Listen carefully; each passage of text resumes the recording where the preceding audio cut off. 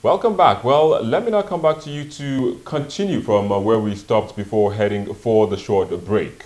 Issue of religion, if we look at Nigeria, Nigerian constitution is not based on any religion. It's not based on Christianity or based on religious methodology.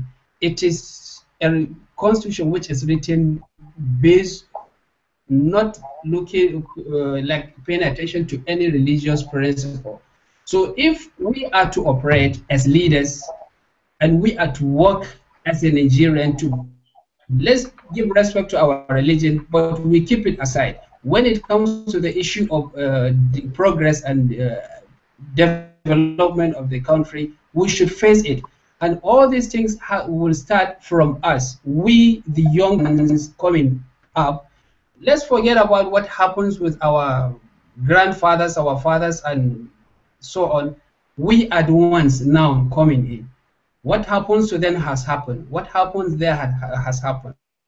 Now we are in a developing world. We should bring ourselves together. We should forget about our religious differences, our ethnic or regional differences. Let's embrace one another and work as a united Nigerians. I think this is what will bring progress to the country.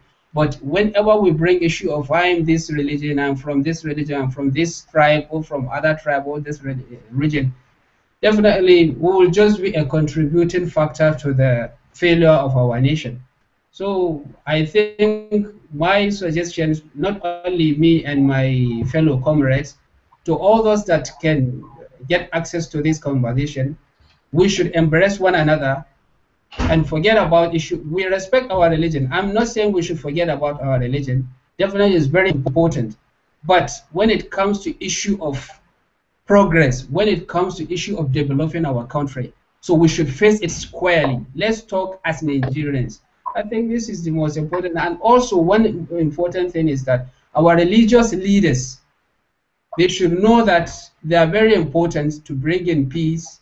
So when they are preaching to their congregation, they should preach peace. They should preach unity. They should preach love.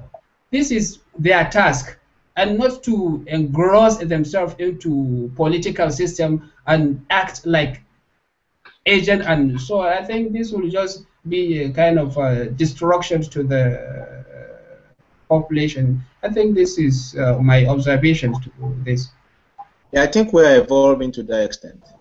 You can assert that to the power of the social media now. Everybody seems to be getting so much involved, and when the people get to know this, I think movements like Occupy Nigeria, movements as of today, Fix NAS came on, hashtag Fix NAS came up, and I believe that when the time is right, we'll be able to use the same power of recalling that we have. And until 1, 2, 3, or 4 people are made the scapegoats, I think the people may not get to understand that the same power we have to vote is the same power we have to recall.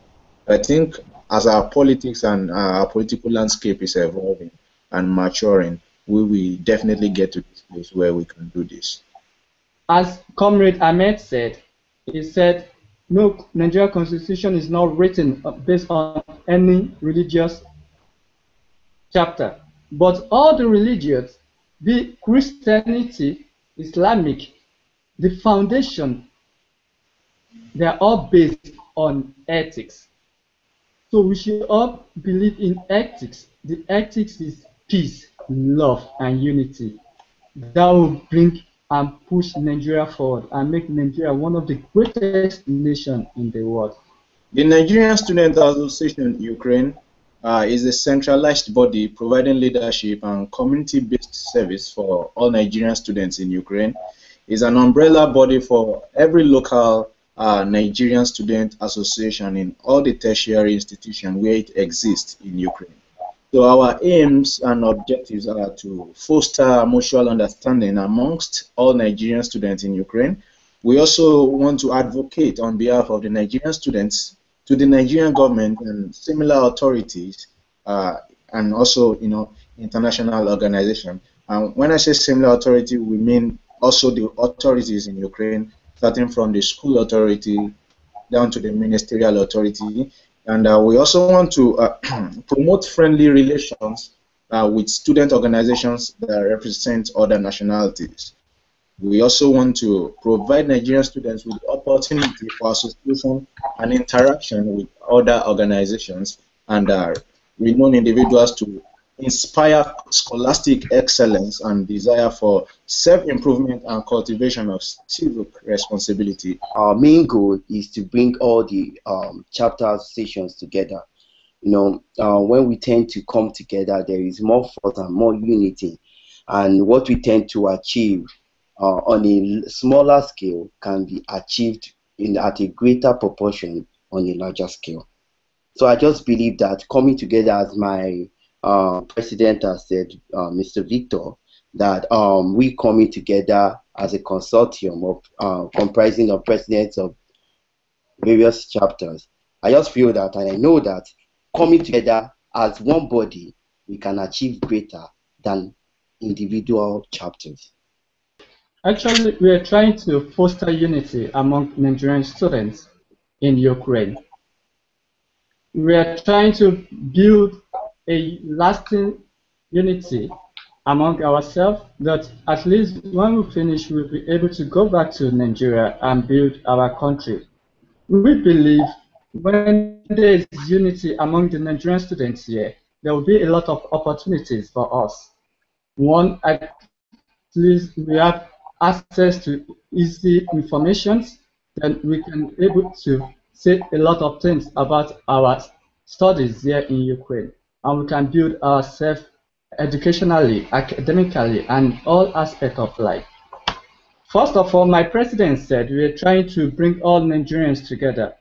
Yet, so we are using this medium and opportunity to bring ourselves together to tell ourselves that we should be good ambassadors of Nigerians wherever we find ourselves.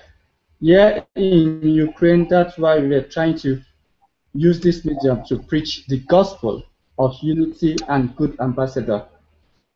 What we intend to do is to activate the paradigm shift.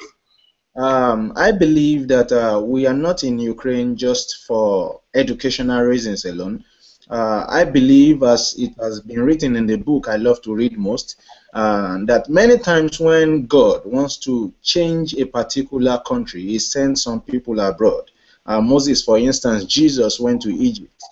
So I believe we are the ones who have come abroad now to be trained, and we are coming back home to activate the shift in paradigm, which we believe should even start before we get home. But by the time we get home, you can be sure of the quality of leadership that will be coming back to Nigeria as of that time. So what we are doing is we have taken Ukraine as our training ground, and that we are going through the training without forgetting the fact of the things that are going on back home, because without knowing what is happening, we cannot provide the change that needs to be. All right, guys, I'd like to thank all of you for coming on the program and sharing your thoughts. Thank you very much. I hope to see you back in the country and doing, just like you said on the Hangout now, what you intend to do now, straightening things up in terms of leadership. We go on a break, and when we return, we'll be joined by Tolu Falade. Please join us again.